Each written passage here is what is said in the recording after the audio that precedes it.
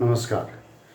इससे पहले वाले चैप्टर हमने देखा था कि फ्रेश वाटर एनिमल्स के अंदर ऑस्मो रेगुलेशन कैसा होता है।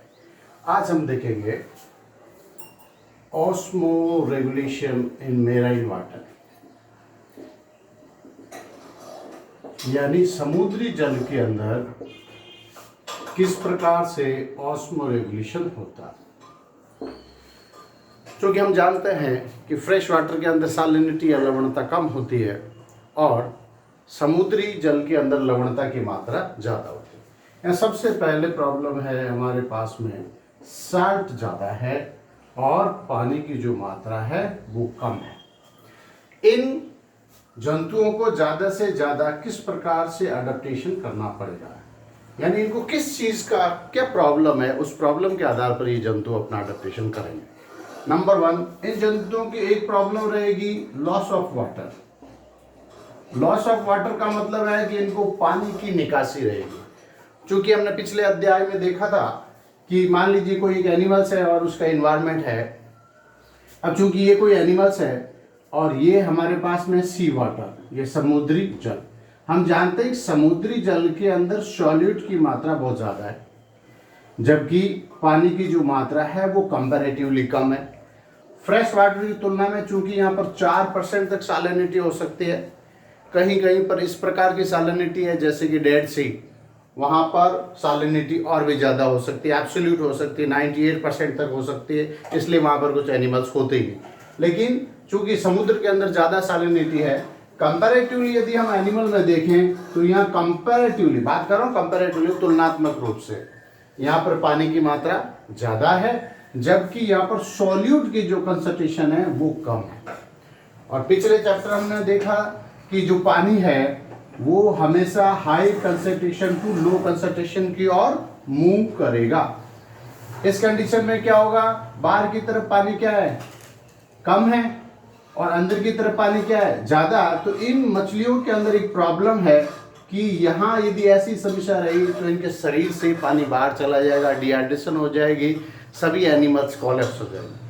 इस कंडीशन से बचने के लिए इनको अडेप्टेशन करना पड़ेगा। इसलिए इन जंतुओं के अंदर, चूंकि ये जंतु हाइपोटोनिक टू एनवायरनमेंट है, इसलिए इनके पानी के बाहर जाने की संभावनाएं सबसे ज्यादा है। इसलिए हमारे पास में प्रॉब्लम है लॉस ऑफ वाटर। इनकी बॉडी से निरंतर पानी बाहर होता रहेगा, सैलिनिटी समुद्र में ज्यादा होने के कारण। दूसरी इनके पास में प्रॉब्लम रहेगी, ये हमेशा हाइपोटोनिक टू एनवायरनमेंट है, हाइपोटोनिक टू एनवायरनमेंट, यानी ये इनके वातावरण के प्रति हाइपोटोनिक है। मैंने बताया क्योंकि बाहर की तरफ सैलिनिटी ज्यादा है तो ये एनिमल्स क्या हो जाएंगे हमारे पास में, हाइपोटोनिक टू एनवायरनमेंट। अब हमारे पास में इनके प्रॉब्लम है कि यहाँ पर एक्सेस साल्ट होगा या लवणता इनके अंदर किसी वजह से ज्यादा आती रहती है, तो उसको बाहर निकालना। एक्सेस साल्ट यदि बाहर जाए तो ये एक्टिवली इसको इलिमिनेट करेंगे, यानी इसको बाहर निकालेंगे। एक्टिव इलिमिनेट का मतलब क्या होगा, इनके पास में एटीपी का खर्च होगा। पिछले में हमने देखा था कि उन जंतुओं के अंदर पानी ज्यादा हो रहा था फ्रेश वाटर एनिमल्स के अंदर, जबकि यहाँ पर हमारे पास में साल्ट ज्यादा हो रहा है, उसको हमें एक्टिवली बाहर निकालना। ये हमारे पास में मेन 3 समस्या है जिसके प्रति हमको अडेप्टेशन दिखाना है मेराइन वाटर के अंदर। अब इसमें से कौन कौन से ऐसे एनिमल है जो कि मेराइन वाटर में पाए जाते हैं और उनके अंदर किस प्रकार से अडेप्टेशन है। अब कौन कौन से एनिमल है जो जिस पर हमको एम्फेसिस करना है, जैसे नंबर 1 हैगफिश। कुछ हैगफिश है, कुछ हमारे पास में कार्टिलेजिनस फिशेस है, उपास्तिल मछलियां हैं, कुछ हमारे पास में बोनी फिशेस है या अस्तिल मछलियां हैं, कुछ हमारे पास में ऐसे एनिमल्स हैं जो खूब सारे मेराइन्स है, दैट इज एन रेप्टाइल मेराइन्स, कुछ हमारे पास में various type of the birds है और कुछ हमारे पास में मैमल्स है। बहुत सारे स्तनधारी है जो कि वहाँ पर मेराइन के अंदर पाया जाता है। हम जानते हैं कि एनिमल किंगडम का अधिकांश हिस्सा या अधिकांश भाग मेराइन एनिमल्स के रूप में पाया जाता है, इसलिए वहाँ पर अडेप्टेशन हमें अलग अलग कंडीशंस में देखने पड़ेंगे। हम इसमें से एक एक एग्जाम्पल लेते हैं। Number 1 hagfish. हम जानते हैं कि हैगफिश एक प्रकार की साइक्लोस्टोमेट्स है, साइक्लोस्टोमेट्स है। ये ट्रू फिशेज नहीं है, they are the member of the cyclostomata, इसलिए हम इनको साइक्लोस्टोमेट्स का हैगफिश। हमने इससे पहले वाले अध्याय में देखा था तो दो तरह के एनिमल्स होते हैं। हैगफिश में अलग टाइप का डेवलपमेंट है, ये एक प्रकार के अपने आप को आइसोटोनिक मीडियम शो करती है। Isotonic medium, again very important things. हम इधर तो बात कर रहे हैं कि मीडियम जो है उधर हाइपरटोनिक हो रहा है, और इधर हम हैगफिश के डेवलपमेंट में बात कर रहे हैं कि मीडियम कैसा हो रहा है, आइसोटोनिक होता है। क्योंकि हमने दो वर्ड यूज किए थे वहां पर, दो वर्ड ये यूज किए थे कि कुछ जंतु ऐसे होते हैं जो ऑस्मो कन्फर्मर होते हैं। अगेन वेरी इंपॉर्टेंट थिंग, पिछली बार हमने दो पॉइंट देखे थे, एक तो हमारे पास में ऑस्मो कन्फर्मर था और दूसरा हमारे पास में था ऑस्मो रेगुलेटर। ये पहले अध्ययन में हमने देखा था। तो ये वाली जो मछलियां हैं वो ऑस्मो कन्फर्मर होती है। ऑस्मो कन्फर्मर का मतलब इस प्रकार के अपने आप को डेवलप कर देती है उस वातावरण की सैलिनिटी, यानी कोई भी इन्वायरमेंट है उसके अंदर ये मीडियम इस प्रकार से बना देती है, या सॉल्यूट की कंसंट्रेशन और पानी की कंसंट्रेशन अंदर और बाहर एक जैसी हो जाती है। यानी हमारी उसकी बॉडी के अंदर, किसकी बॉडी में, हैगफिश की बॉडी के अंदर सॉल्यूट्स डिपॉजिट्स होते रहते हैं, जिसके कारण से उनकी जो मीडियम है, बाहरी वाला माध्यम और अंदर वाला माध्यम दोनों एक जैसे हो जाते हैं। इस कंडीशन को हम कहेंगे आइसोटोनिक मीडियम, और यहाँ पर किसी प्रकार के अडेप्टेशन की कोई आवश्यकता नहीं होगी, नो नीड फॉर अडेप्टेशन। लेकिन इस प्रकार की मछलियां चूंकि ऑस्मो कन्फर्मर है, ऐसी मछलियों को यदि हम सैलिनिटी का थोड़ा सा भी चेंज में यदि बाहर निकाल दिया जाए तो उनकी तुरंत मृत्यु हो जाएगी, क्योंकि ये ऑस्मो रेगुलेटर्स नहीं है, ये ऑस्मो कन्फर्मर है। That is the hagfish. ये हमारा पहला एग्जांपल था हैगफिश। हमारे पास में दूसरा एग्जांपल है हमारे पास में उपास्थल मछलियां, उपास्थल मछली या कार्टिलेजिनियस फिशेस।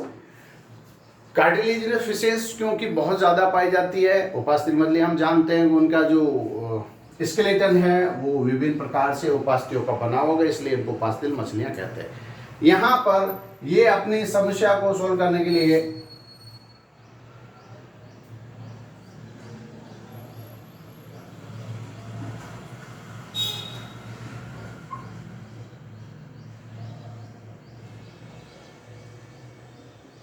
उपास्थल मछलियों के अंदर चूंकि यहाँ पर हाइपोटोनिक है, उस कंडीशन में इनमें भी पानी जो है अंदर से बाहर की तरफ जाएगा। इस समस्या को सॉल्व करने के लिए इन्होंने क्या सॉल्यूशन किया, नंबर 1, ये हाइपरटोनिक यूरिन पैदा करेगी, यानी अति परासरणी यूरिन या मूत्र। अति परासरणी क्यों, क्योंकि इनकी समस्या क्या है, पानी की मात्रा को कम से कम बाहर निकलने देना है, इसलिए ये अपना जो यूरिन है वो हाइपरटोनिक कंडीशंस में होगा। उस कंडीशन में यहाँ पर जो किडनी होगी वो पानी का एब्जॉर्प्शन क्या करेगी, ज्यादा कर देगी, एक्टिवली एब्जॉर्ब करेगी, एक्टिवली एब्जॉर्प्शन ऑफ वाटर।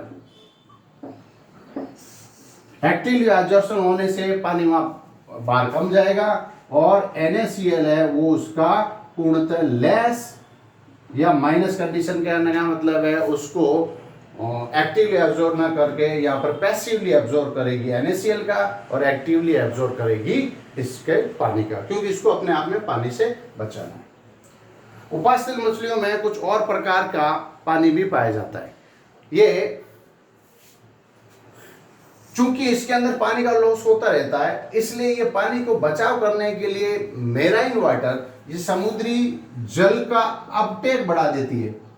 यानी पानी शरीर से बहुत ज्यादा जा रहा है तो एलिमेंट्री कैनाल से होता हुआ पानी को ज्यादा से ज्यादा इनगल्फ करेगी, ताकि एलिमेंट्री कैनाल में या बॉडी के अंदर पानी की मात्रा नियमन रह सके। लेकिन चूंकि जैसे जैसे ये धीरे धीरे पानी का अपटेक ज्यादा बढ़ाती है, तो उसके साथ ही इस अपटेक के साथ में साल्ट भी आ जाते हैं। ये साल्ट भी उसके साथ में लेते अपने आप ऑटोमेटिक आते रहते हैं, जिसके कारण से इसकी सैलिनिटी क्या हो गई है, ज्यादा हो गई। तो यहाँ एक और चीज होगा कि जितने भी यहाँ पर साल्ट ज्यादा है, क्योंकि पानी ज्यादा ले रही है तो उसके साथ में, क्योंकि सैलाइन वाटर है तो पानी के साथ में सॉल्ट भी आएंगे, इस कंडीशंस में एक्सेस जो साल्ट होंगे, एक्सेस साल्ट को हमें गिल्स की मात्रा से या गिल्स के द्वारा एक्टिवली हमें बाहर निकालना पड़ेगा। Removal, actively removal of salt. यहां पर चूंकि हम जानते हैं कि यहां पर एटीपी खर्च हुआ, पिछली बार हमने देखा था कि यहां गिल्स के अंदर एक्टिवली उसको एब्जॉर्ब करती, जहां पर कि साल्ट को ये बाहर निकालेगी, गिल्स की सहायता से साल्ट को बाहर निकालेगी, या इनके अंदर इस प्रकार की विशेष प्रकार की ग्लैंड्स होती है जो कि उसको एक्सक्रीशन के रूप में बाहर निकालती रहती है, वहां ज्यादा से ज्यादा हो जाती है। ये साल्ट को अंदर की साइड में जमा करती रहती है। पानी को ज्यादा पिया, साल्ट इनके अंदर की साइड में आया, जिससे धीरे धीरे इनकी साल्ट अंदर बढ़ने से क्या होगा कि अपने आप को मेंटेन करने के लिए साल्ट को भी अंदर ले रही है पानी के साथ में। साल्ट कैसे आ रहा है? पानी के अपटेक के साथ में, जिसके कारण से ये मीडियम को बराबर करने की कोशिश करती है। इससे क्या होगा, इस कंडीशंस के अंदर यहां साल्ट में जो यह साल्ट आ रहा है उस साल्ट के साथ में मेंटेन हो जाएगा, जिससे कि यहां पर पानी बाहर नहीं जाए। चूंकि यदि दोनों के अंदर ये आउटर इन्वायरमेंट और इसके अंदर यदि एक जैसा मीडियम हो जाए तो यहां पर पानी का अपटेक होगा और ना ही रिमूवल होगा। इस कंडीशन से बचने के लिए इन्होंने इस प्रकार का अडेप्टेशन करना होता है। यहां यदि देखा जाए तो हम ये माने कि ये ऐसी जो कंडीशंस है, उस कंडीशंस में ताकि इनके अंदर जो पानी साल्ट अंदर की साइड में जा रहा है, इस साल्ट के कारण से वहां धीरे धीरे एक जैसा कंसंट्रेशन हो जाए। मान लीजिए एक व्यक्ति के पास या व्यक्ति विशेष के पास में पैसे नहीं देने हो, तो वो पहले से ही ऐसा व्यक्ति होगा जो अगले आदमी को पहले से ही उधार मांग लेगा कि भैया मेरे को कुछ पैसे देना। यानी अगला आदमी पहले से ही ये डिटरमाइंड हो जाता है कि उसको पैसे मांगने नहीं है। तो उस कंडीशंस में ये साल्ट जो है, साल्ट यदि इनके अंदर ज्यादा हो जाएगा तो साल्ट और दोनों बराबर एक जैसे हो जाएंगे, उस कंडीशन में पानी के बाहर निकलने की संभावना कम हो जाएगी। Another and very important post question आता है, इस प्रकार की मछलियां अपने आप को एनवायरमेंट को, इंटरनल एनवायरमेंट को सही करने के लिए एक विशेष प्रकार का और स्पेशली एक्सरेटिव मटेरियल्स यूरिया का डिपोजिशंस बढ़ा देती है बॉडी के अंदर। क्या करती है? यूरिया का डिपोजिशन बढ़ा देती है। और यूरिया का जब डिपोजिशन बढ़ेगा तो बॉडी के अंदर जो कंपैरेटिवली कंसंट्रेशन है वो इंक्रीज हो जाएगी। और यदि कंपैरेटिवली कंसंट्रेशन इंक्रीज होती है तो यहां पर पानी का लॉस कम होगा। हमें अल्टीमेटली जो पहला वाला अडेप्टेशन था लॉस ऑफ वाटर को हमें क्या करना है? रिमूवल करना। यूरिया बढ़ गया, अंदर कंसंट्रेशन बढ़ गई, तो कंपैरेटिवली कंसंट्रेशन बढ़ने से पानी की जो मात्रा है वो बाहर की तरफ जाने की संभावना नहीं रहेगी। लेकिन यदि ये एनिमल्स एक्सेस यूरिया को यदि डिपॉजिट करता है तो ये इसके लिए हानिकारक हो सकता है। इसको बचने के लिए इनके पास में अगर वेरी वेरी इंपॉर्टेंट थिंग्स, दोनों पॉइंट, यूरिया का डिपोजिशन बढ़ा रही है, लेकिन यूरिया को ज्यादा समय तक हम लंबे समय तक स्टोर नहीं कर सकते हैं कि it is an more toxic material, toxic excessive material, विषाक्त हो जाएगा, एनिमल्स की मौत हो सकती है। उस कंडीशन को बचाने के लिए ये TMAO इनके अंदर विशेष प्रकार का एक्सेसिव मटेरियल होता है जिसे कहते हैं ट्राई मिथाइल एमीन ऑक्साइड। ये TMO को डिपोजिट करती है। पहले ये डिपोजिटेड करते, ध्यान दीजिए कि एक्सेसिव मटेरियल इनके पास में यूरिया है, पहले यूरिया का डिपोजिशन बढ़ाएगी, लेकिन higher amount of urea is toxic to animals, तो धीरे धीरे उस यूरिया को कम करके ये कंपैरेटिवली बढ़ा देती है TMO, ट्राई मिथाइल अमीन ऑक्साइड को। ये लेस टॉक्सिक है, ये यूरिया की कंडीशन से या यूरिया की तुलना में लेस टॉक्सिक है, और लेस टॉक्सिक होने के कारण ये उसको स्टोर कर सकती है। मनुष्य में भी कभी कभी TMO देखा जाता है, वो अलग प्रकार के एक abnormal inborn error of metabolism के अंदर देखा जाएगा, अदरवाइज मनुष्य में नहीं होता है। मछलियों के अंदर ये TMO बढ़ा दिया। टीएमओ और यूरिया दोनों बढ़ने के कारण से यहां से जो इंटरनल कंसंट्रेशन है, जैसे कि मान लीजिए यूरिया और प्लस यहां पर बन गया TMAO, इन दोनों के बढ़ने से इंटरनल जो कंसंट्रेशन है सॉल्यूट की वो बढ़ जाएगी। और यदि सॉल्यूट की कंसंट्रेशन बढ़ गई तो पानी जो बाहर जा रहा था वो क्या हो जाएगा, धीरे धीरे स्टॉप हो जाएगा। हमने पहले देखा था कि अडेप्टेशन के अंदर सबसे बड़ी प्रॉब्लम है इनके लॉस ऑफ द वाटर। उसको बचाने के लिए यहां पर कार्टिलेजियस फिशेस के अंदर इस प्रकार का डेवलपमेंट देखा जाएगा। नेक्स्ट देखेंगे अगली वीडियो के अंदर। Thank you.